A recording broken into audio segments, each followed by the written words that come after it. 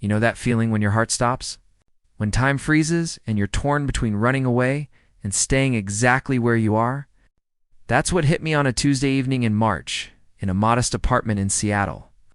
The moment I walked into my roommate's room without knocking, my name is Jordan, and this is the story of how one accidental moment cracked open the walls I'd built around my heart and led me to a kind of love I never believed I deserved. But I'm getting ahead of myself. Let me start from the beginning. I moved into the apartment on Capitol Hill 3 months before everything changed. The Craigslist ad was simple. Roommate wanted for a 2-bedroom close to downtown. Clean, respectful, drama-free, preferred. Reasonable rent. Ideal location for my new job at an architectural firm. And honestly, I didn't have the luxury to be picky. That's how I met Elijah. When I first saw him standing in the doorway of what would become our shared home, something in my chest shifted. He was tall, maybe 6'2", with warm brown skin that seemed to catch the afternoon light. His hair was short on the sides, tight curls on top that he'd absently run his fingers through when he was thinking. His eyes were the deep brown of morning coffee, expressive and framed by lashes most people would envy. But it wasn't just his looks that caught me off guard. It was his smile open, genuine as if he was truly glad I was there. And his voice, smooth and low with a slight southern lilt, he said, came from growing up in Georgia. "Jordan, right?" he'd said, extending his hand. "I'm Elijah. Come on in. I'll show you around." His hand was warm, steady, confident. An electric current shot up my arm, and I convinced myself it was just nerves.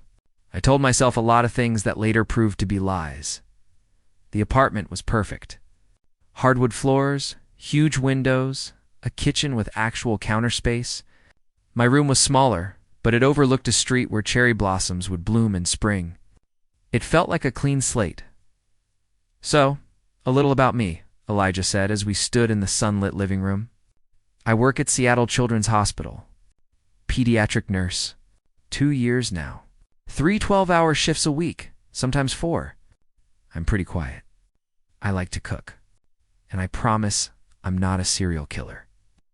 I fully laughed for the first time in a long while. "Architect," I said, pointing to myself. "Junior associate at Morrison and Chen downtown. Normal hours. I read a lot. And I'm also not a serial killer, so we're off to a good start." "Sounds like we'll get along just fine," he said, and his smile sent a flip through my stomach. I moved in the next weekend. Elijah helped me haul boxes up 3 flights of stairs, his t-shirt clinging to his shoulders as we worked. I tried not to notice. A lot about him. The first month together was surprisingly easy. We slipped into a rhythm without even trying. Elijah left before dawn for his shifts, always careful not to wake me. On his days off, I'd come home to find him cooking something that smelled incredible. "You hungry?" became his default greeting. I made too much. He never made too much. He was just kind. We'd eat together at the small dining table, trading stories about our days. He told me hospital moments, funny ones about kids saying wild things, touching ones about families hanging on to hope. I told him about my design projects. The puzzle of making spaces both functional and beautiful. "I think what you do is amazing," he'd said one evening, eyes bright with sincerity. "Creating places where people live their lives that's meaningful. So is keeping kids safe," I countered. "You're literally saving lives." "We're both doing our part, I guess," he said with a smile that made his eyes crinkle. During those dinners, I learned more about him. He loved old Jazz Coltrane, Davis Fitzgerald. He'd paused his nursing degree when his mom got sick and cared for her until she passed 2 years ago. He still wore the silver watch she'd given him. He video called his younger sister in Atlanta every Sunday. He was thoughtful, quietly funny, steady in a way that made you trust him. I was in trouble. I knew it. But I locked my feelings away. It too. I'd seen pictures on his nightstand when I'd helped him rearrange furniture. Elijah with a beautiful woman, smiling with their arms around each other. He'd mentioned an ex-girlfriend who'd moved to New York, and I'd learned the hard way that wanting the impossible only leads to heartbreak. I'd known I was gay since high school.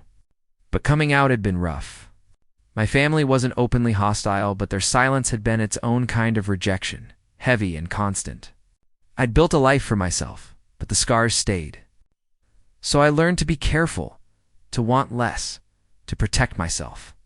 Living with Elijah challenged that every single day. 2 months in, things started to shift. Small things. His hand brushing mine when passing a plate. The way he'd lean against the counter while we talked, close enough that I could smell his warm, woody cologne. The way he looked at me sometimes, like he was trying to understand something he couldn't name. One Friday night. We watched a movie together, our unofficial tradition when we were both home. I made popcorn.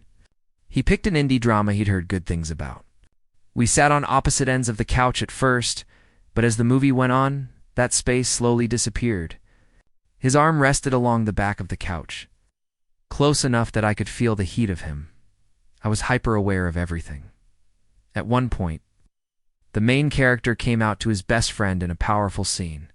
The friend embraced him, instantly. Joyful, protective, unconditional. The kind of acceptance I used to dream about? That must be hard, Elijah said quietly. Not being accepted for who you are? I kept my eyes on the screen. Yeah, it is. Have you? I mean, was it hard for you? When you came out? My heart hammered. We'd never talked about it openly, though I'd never hidden it. Yeah, I said finally. My family didn't take it well. We're okay now, I guess. But it's different. Elijah's hand settled gently on my shoulder, warm and steady. I'm sorry you went through that, he said softly. For what it's worth, I think you're pretty amazing exactly as you are. I turned to look at him then, and his face was closer than I expected. His eyes were soft, sincere, and carrying something I couldn't name. For a moment, we just held each other's gaze. Ow. And the air between us felt charged with a quiet, unmistakable possibility. Then he pulled back and cleared his throat. Want more popcorn? Sure, I managed, my voice strange in my own ears. The moment passed, but something between us had shifted. The awareness grew stronger. I'd catch him watching me with an expression I couldn't decode. Late at night, I sometimes heard him moving around his room, restless. And I wondered what was keeping him awake. I started noticing little things. How he lingered in conversations like he didn't want them to end. How he found excuses to come sit nearby, asking for help with something, showing me a funny video, teaching me his grandmother's cornbread recipe. You have to feel the dough, he said one Sunday afternoon. Standing behind me at the counter, guiding my hands, like this. You'll know when it's right. I could barely focus. All I could feel was the warmth of him close behind me, steadiness in his hands, the soft breath that brushed past my ear. Jordan, said quietly, and something in his tone made me freeze. Yeah. He paused, tension hanging heavy in the air. Then he stepped back. Nothing. You're doing great. But it wasn't nothing. We both knew it. The week before everything changed was torture. Elijah picked up extra shifts at the hospital, filling in for a colleague. He came home exhausted, shadows under his eyes, but he still smiled when he saw me. Rough day? I'd ask. Long day, he'd correct. But it's better now. I never knew what to do with comments like that. Comments that sounded like they meant more, but maybe didn't. Maybe I was just wishing too hard. Then Tuesday came. He texted me midday. Can you grab some groceries? I want to make dinner tonight. My treat. I stopped by the store after work, grabbed everything on his list, plus a nice bottle of wine. When I got home, I heard the shower running. I put the groceries away and tried to read on the couch, but my mind kept drifting. When the water shut off, I realized I'd forgotten to bring him the fresh towels from the dryer. They were sitting in a basket by the laundry closet. Without thinking, I grabbed one and walked down the hallway. Elijah, I've got a clean towel, I called. Tapping lightly on his partially open door, that was the moment everything changed. The door swung farther open as I stepped inside. Towel in hand, apology on my lips, and then I froze. Elijah stood in the middle of his room, clearly fresh from the shower, but wrapped securely in a towel. Water shimmered on his shoulders. But that wasn't what stopped me. It was his face, his eyes closed, his head tilted slightly back. wearing an expression so raw and conflicted it took my breath away.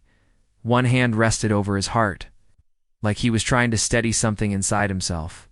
Soft music played from his phone on the dresser, a song about wanting someone you feel you shouldn't want. Elijah. I breathed. His eyes opened. He didn't look startled. He didn't rush to move or cover himself more. He just looked at me, really looked at me, and in that moment I saw everything I'd been trying not to see for months. He felt it too. "I'm sorry," I stammered, but my feet wouldn't move. "I didn't mean to walk in." "Jordan," he said softly, taking a slow step forward. "You're okay, I should go, should you?" His voice was rough around the edges, uncertain, hopeful, scared. The air felt electric. Every instinct in me screamed to run, to protect myself, but the part of me I'd buried deep wanted to stay. "More than anything, Elijah," I whispered. "What are we doing?" He came closer, close enough that I could see droplets still clinging to his hair, close enough that I could smell the clean warmth of his soap. His hand lifted, hesitated inches from my face. "I don't know," he admitted, "but I can't stop thinking about you. I've tried. I've tried so hard. Every time I see you, every time we talk, every time you smile." He exhaled shakily. "Jordan, it's driving me crazy." My heart pounded. "You're straight," I said, hearing the fear in my own voice. "I thought I was," he said. "I really did. But you moved in, and everything I thought I understood about myself just unraveled. And I've been terrified. I still am. But what I feel around you is more real than anything I've felt before." The towel in my hand slipped to the floor. "I can't be an experiment," I said, voice cracking. "I can't be the person you try something with and then leave when you decide you were straight after all. I've been hurt too many times. I can't. You're not an experiment," he said firmly, his hand finally touching my face, cradling my jaw with a gentleness that made my eyes sting. "Jordan, you're the person who makes me want to come home. You're the person I think about at night and in the morning. You're the one who made me realize that maybe who we love matters less than the fact that we love." A tear slid down my cheek. He brushed it away with his thumb. "I'm scared," I whispered. "Me too," he said. "I'm terrified. But I'm more scared of doing nothing and regretting it for the rest of my life." We stood there breathing the same air, teetering on the edge of something that felt bigger than both of us. "Tell me to stop," he whispered. "Tell me you don't feel this, and I'll drop it forever. We'll go back to normal. I'll handle my feelings on my own." But I couldn't, because I did feel it. I'd felt it since the first day we met. "Don't stop," I breathed. He kissed me. It was soft at first, almost hesitant, like we were both afraid of breaking something fragile. His lips were warm, gentle. One hand stayed at my jaw, the other resting lightly at my hip, pulling me closer. The tension of 3 months melted into that moment. All the longing we'd both tried to bury rising to the surface. My hands found his shoulders, damp and warm, and I felt him shiver under my touch. We broke apart, our foreheads resting together, breathing hard. "Wow," Elijah whispered. "Yeah," I said. Voice shaky, he pulled back just enough to search my face. Was that okay?" I let out a breath that sounded like half a laugh. "Okay, Elijah, that was life-changing." He smiled, small, disbelieving. "Hopeful. I should probably put on some clothes," he said, glancing down with a bashful laugh. "Probably," I agreed, though part of me didn't want him to move at all. He paused, reading my hesitation, then tilted my chin gently. "Hey, I'm not going anywhere. This doesn't vanish when I walk away." I nodded, unable to speak. 2 minutes, he said, pressing a quick, soft kiss to my forehead before disappearing into his room. I walked back to the living room. My whole body felt weightless, my heart racing, my lips tingling. I sat on the couch, trying to process what had just happened. Elijah had kissed me. Elijah had feelings for me. Elijah, the man I'd been trying not to fall for, wanted me. It didn't feel real. But then he walked into the living room wearing sweatpants and a soft gray t-shirt. His hair still damp. He looked nervous, hands shoved in his pockets. "Can we talk?" he asked. Yeah, I said, patting the couch. He sat, leaving a small, respectful distance that somehow felt huge. I need to be honest, he began. I've never felt this way about a guy before. I know that probably makes you nervous. Does, I said quietly. I get it. But Jordan, this isn't a phase. It's not curiosity.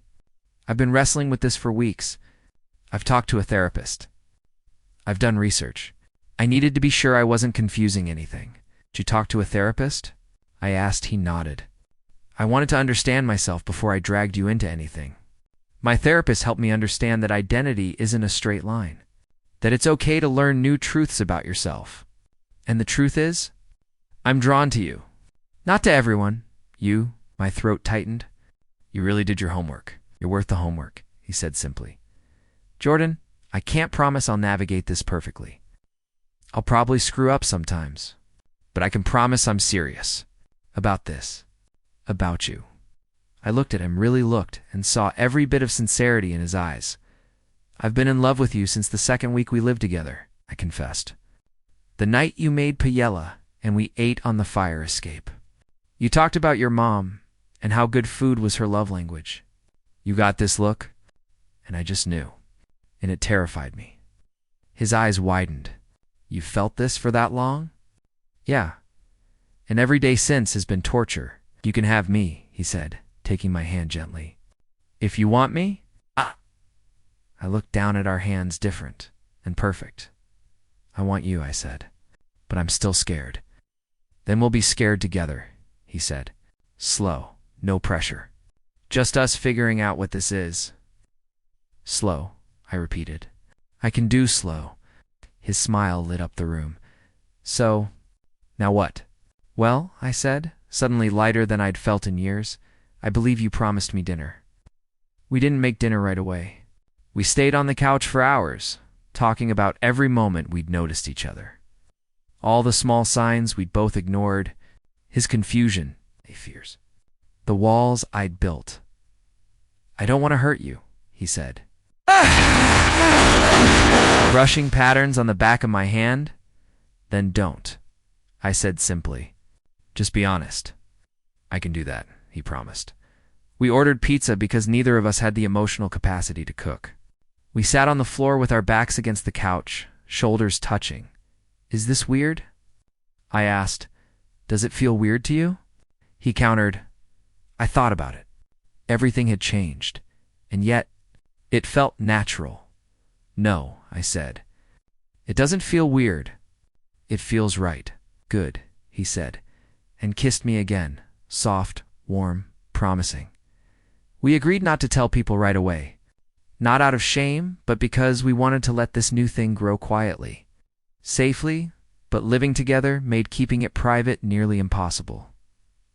The next morning, I woke to the smell of coffee and bacon. I walked into the kitchen to find Elijah at the stove in his scrubs. A shift starting at noon. Morning, he said, looking over his shoulder with a smile that made my heartbeat stumble. Morning, I said, and because I finally felt brave enough, I stepped behind him and wrapped my arms around his waist. Resting my cheek between his shoulder blades, he stiffened for a heartbeat, then melted into me like he'd been waiting for it. Is this okay? I asked. More than okay, he murmured. I could get used to this. We had breakfast together, nudging each other under the table like teenagers. It was silly and warm and everything I'd never let myself imagine. I have to head to work, Elijah said with a reluctant sigh, checking his watch. I'll be home around midnight. Will you wait for me? Maybe, I teased. Depends what I get out of it. He circled the table, cupped my face in both hands, and kissed me slow and deep, leaving me breathless. That, he said against my lips. That's what's in it for you. Then yeah, I managed. I'll definitely wait. The next few weeks felt like discovering a new rhythm we didn't know we were capable of. Stolen kisses in the kitchen. Late night talks in his bed, our new favorite place to learn each other in ways that went far beyond friendship. Elijah noticed everything. He figured out exactly how I liked my coffee and made sure it was waiting for me every morning. If he sensed I was stressed, he'd knead my shoulders without a word. He left little notes around the apartment, thinking about you on the bathroom mirror, "You're amazing" on my desk. I learned he wasn't as unshakably confident as he seemed. He worried about being a good partner, about getting things right, about being enough. I made it my job to show him he was more than enough. He was everything. We learned desire together, too. Taking things slow didn't mean there wasn't fire. Our kisses grew hungrier, deeper, more searching. We'd end up tangled on the couch, breathless and wanting, till one of us gently pulled back, honoring the boundaries we'd set. "I want you so much it actually hurts," Elijah admitted one night, forehead pressed to mine. Both of us fighting for steady breaths. "I know," I whispered, because I felt the same aching pull to be closer, to know him completely. "But we said we'd take it slow," he reminded himself softly. "We did," I said. "And I want that. I want to do this right." He kissed me again, tender and deliberate. "You're worth waiting for." A month in, we went on our first real date. Elijah planned everything and refused to tell me the details. He just told me to dress nice. When I stepped out in dark jeans and a button-down, the look he gave me made my chest tighten. "You look incredible," he said, voice low. "So do you," I said. Taking in the fitted black shirt that made him look effortlessly put together, he took me to a small Italian restaurant in Fremont, candlelit tables, soft music, the kind of place that feels like it already knows your secrets. We held hands, talked, laughed, and for the first time in my life, I felt completely safe being myself with someone I was falling in love with. "Thank you for this," I said, as we shared tiramisu. "For what?" "For telling me how you felt, for giving us a chance. For all of this." He watched me in the glow of the candlelight. "I never thought I could have this either, but here we are. And Jordan, I'm falling in love with you. I think I have been from the start." My heart hit my ribs. "I love you too," I whispered. "I really do." We walked home through quiet streets, his arm around me, mine around him. When we reached the apartment, we didn't split off into our own rooms. We fell into his bed fully clothed, wrapped around each other like it was the most natural thing in the world. "Stay," he murmured into my hair. "Just sleep here with me," and I stayed. 6 weeks into our relationship, Elijah came home with a determined look. "I want to tell my sister," he said. "I'm tired of hiding us. She's going to love you." "I know she will." My stomach twisted, but I nodded. "If you're ready, I'm ready." That Sunday, he video called his sister, Maya. I sat out of frame, listening to the nerves under his steady voice. "Oh God, are you sick?" she asked immediately. "No, nothing like that. I'm good. Really good. And my life has changed recently, and I wanted you to know," he inhaled. "I'm in a relationship. With my roommate, Jordan." There was a pause. "Okay," Maya said. "Is Jordan a guy or a girl?" "Either way, I just want to get the pronouns right." Elijah laughed with relief. "He's a guy." "Ah, so you're bi-gay? Something else?" "I don't know the exact label," he said, softer now. "I just know I'm in love with him, and that's all that matters," she replied. "When do I get to meet him?"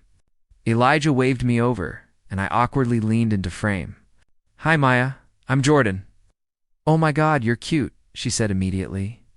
Elijah showed me pictures, but he definitely didn't mention the ridiculously attractive part. "Maya," Elijah groaned. But he was smiling. She talked to us for an hour, curious but never intrusive, telling childhood stories, making me feel welcome in a way that hit me harder than I expected. When the call ended, Elijah pulled me into his chest. "See? That wasn't so bad." "Your sister is amazing," I said, "and she's right. You were extremely attractive," he grinned. "Then I think I'm ready to tell my family, too." Telling mine was harder. 2 weeks later, we drove to Spokane for hours of my nerves climbing and Elijah squeezing my hand, kissing my knuckles whenever anxiety got too loud. "Whatever happens, we face it together," he kept reminding me. When we arrived, my mom was already at the door. "Jordan," she said, hugging me. "It's so good to see you. And you must be Elijah." "It's not just my roommate," Elijah said gently, sliding an arm around my waist. "His boyfriend." My mother froze. No one spoke until my dad appeared in the doorway. "Jordan," he said quietly, "come inside. Let's talk." The conversation hurt. Tears, honesty, years of old wounds dragged into the light. "We were scared," my dad finally said. "Scared of judgment. Scared we'd failed you. But that was our fear, not your burden. I'm sorry we made you feel like you weren't enough." I choked out. "Dad, let me finish," he said. "Seeing you now, seeing how happy you are, we almost lost something precious by not accepting you. I don't want to lose more time." He turned to Elijah. "If you make my son happy, you're welcome in this family." Elijah squeezed my hand. "Thank you, sir. I'll do everything I can," my mom cried as she pulled me into a hug. "I'm so sorry, Jordan. For all of it. We're okay now," I told her. "We're okay. It wasn't perfect. Years of hurt don't evaporate. But it was a beginning. Summer arrived, warm and golden. We'd been together for months, and every day felt like something I didn't deserve but was grateful for anyway. We started talking about the future gently, trying not to jinx anything.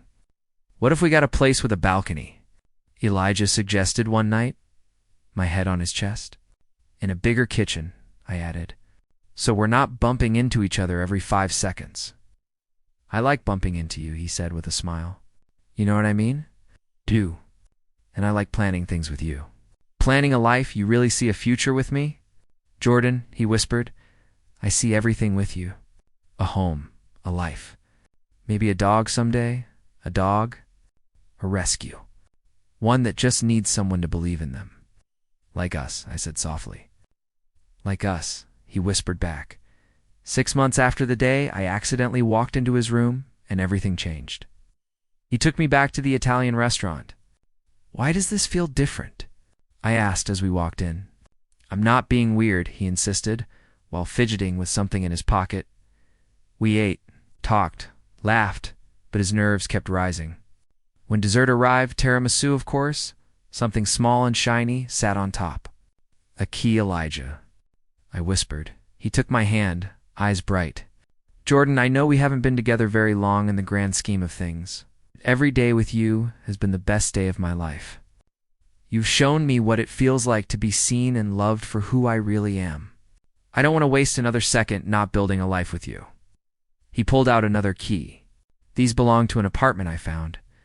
2 bedrooms, one for your office, a balcony, a bigger kitchen, hardwood floors, Capitol Hill.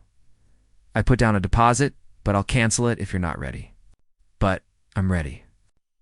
I want a home with you. I want every morning with you. So, will you move in with me? Really move in?" Tears blurred everything. "Yes," I laughed through them. "Yes. Absolutely yes." He pulled me up and kissed me right there in the restaurant. People clapped.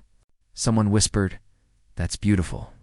But all I cared about was him, his arms around me, his heart beat against mine. Moving in was chaotic and joyful. Maya flew out with her boyfriend Marcus, and he and Elijah bonded instantly. "You know," Maya said as we unpacked dishes, "I've never seen my brother like this. He's always been the caretaker, the one who looks after everyone else. But with you, he lets himself be taken care of too. That's how I know you're the real deal." "He's my real deal too," I said, glancing over at Elijah and Marcus as they tried to assemble a bookshelf, arguing playfully over the instructions. A month after we moved in, my parents came to visit. It was still a little awkward, but everyone was trying, and that mattered. My mother brought a housewarming gift-a-framed print that read, "Home is wherever we're together." "I saw it and thought of you too," she said, her eyes growing a little misty. "I'm proud of you, Jordan. Proud of the life you've built. Proud of the man you've become." Later that night, after everyone had gone, and it was just Elijah and me in our apartment hour home, we stood on the balcony, looking out at the city lights. "Do you remember that night?" I asked. "When I walked into your room?" "Every detail," Elijah said, wrapping his arms around me from behind. "The look on your face, my heart pounding, that feeling that everything was about to change." "I was terrified," I admitted. "Me too. But sometimes the scariest moments lead to the best things." I turned in his arms. "I walked in at exactly the right time." "No," he said, touching his forehead to mine. I think we found each other at exactly the right time when we were finally ready to be brave. A year after that accidental moment, Elijah surprised me with a trip to the coast. We rented a small cabin overlooking the ocean and spent our days walking the beach, collecting sea glass and cooking together in the tiny kitchen. On our last night, as the sunset painted the sky in orange, pink, and purple, Elijah took my hand. "I have something for you," he said. "You already gave me this entire trip," I protested. "That's more than enough. Just open it." He handed me a small box. Inside was a simple silver band clean. Bold, perfect. "It's a promise ring," he explained. "I know we don't have to wait anymore. The laws have changed, but that's not what this is yet. This is me promising that when the time is right and we're both ready, I'm going to ask you to marry me. And it's my way of telling you I'm in this for the long haul. You're it for me, Jordan. The only one I want." My hand shook as I lifted the ring. "Elijah, you don't have to rush," he said quickly. "If you're not ready for marriage, that's okay. I can wait. I just want you to know where my heart is, where it's been since the night you walked into my room." I slid the ring onto my finger. It fit perfectly. "I'm not ready," I said, meeting his eyes. "I'm not saying let's get married tomorrow, but you're it for me too. You've been it for me since before we even kissed. So yes, I'll wear this ring. And yes, when you ask me someday, the answer will be yes." He pulled me into his arms as the sun dipped below the horizon. Two people who had finally found home in each other. 2 years after I walked into Elijah's room, we hosted a party in our apartment. My family, Elijah's sister and her fiancés, our co-workers. Neighbors, everyone who'd become part of our life filled the place. "Speech. Speech," Maya called out, and others joined in. Elijah looked at me. I nodded. We stood side by side in the middle of our living room, surrounded by people who loved us. "I'm not good at speeches," Elijah began, "but I want to say something. 2 years ago, Jordan walked into my room at what should have been the worst possible moment. I was half-dressed, emotionally overwhelmed, basically having a crisis about my feelings for my roommate. But honestly, it turned out to be the best possible moment. It forced us both to be honest, to take a chance on something that felt impossible. I squeezed his hand, and he went on. "I've learned a lot in the last 2 years. I've learned that love doesn't always look the way you expect. I've learned that the bravest thing you can do is tell the truth about who you are and what you want. And I've learned that home isn't a place. It's a person. Jordan is my home.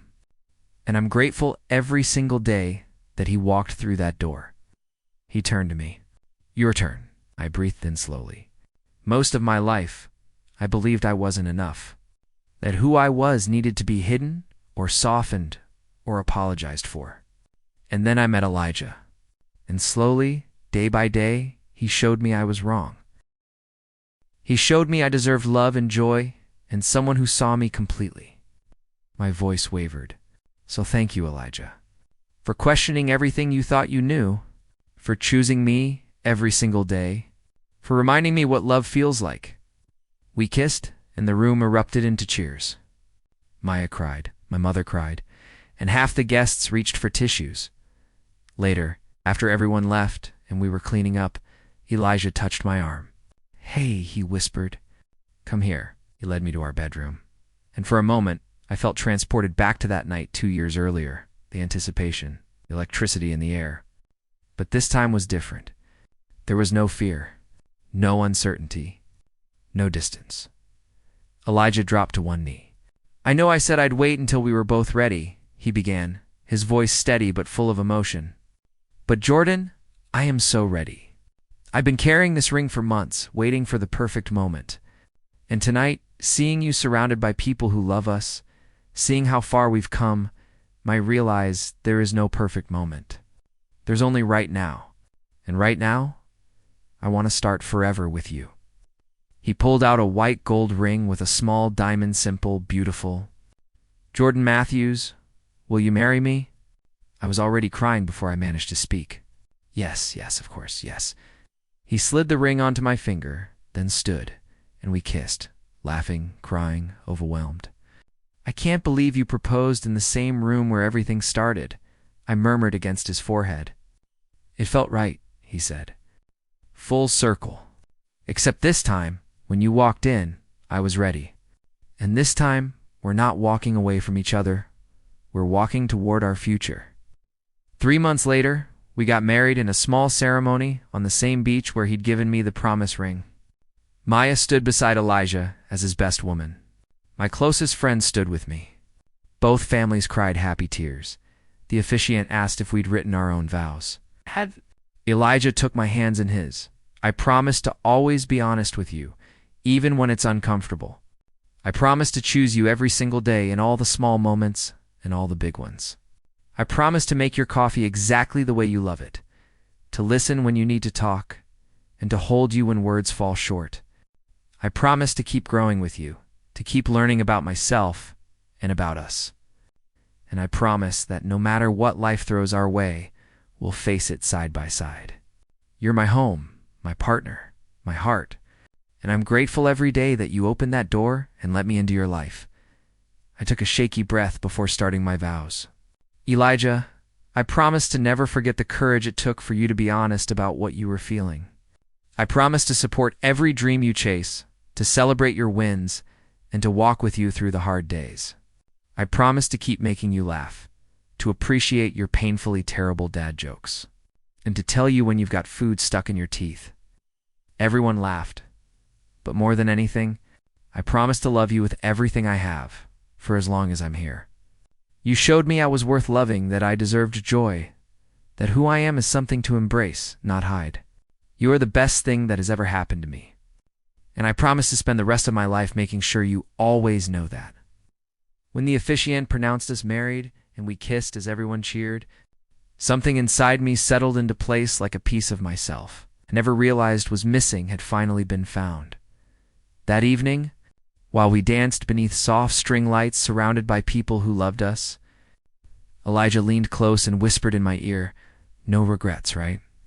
"About what?" I asked, walking into my room that night. I pulled back and looked at him. My husband, my home, my future. Not a single regret. Best thing I ever did. You didn't exactly choose to walk in, he teased. It was an accident, maybe, I said, pulling him closer. Or maybe some accidents are really fate in disguise. Maybe I was meant to walk into that room at that exact moment. Maybe that was always where our story was supposed to start. Then I'm grateful for fate, Elijah whispered, kissing me softly. For timing. And for you, always for you. As we swayed under the stars, I thought about the version of myself from 2 years earlier, the scared, guarded kid who believed he wasn't enough, who thought love like this wasn't meant for him. I wish I could go back and tell him that everything was going to be okay, that walking into that room would become the beginning of everything. But maybe he needed to do it himself. Maybe he needed to take that step, to be brave, to trust that he was worth loving after all. And he was. We both were, because sometimes walking in at the wrong time is actually walking in at exactly the right time. Sometimes the moment that changes your entire life is the one you never planned for. And sometimes home isn't a place at all. It's a person who sees every part of you. The fear, the flaws, the scars, and loves you not in spite of them, but because of them. I walked into his room, and straight into the rest of my life.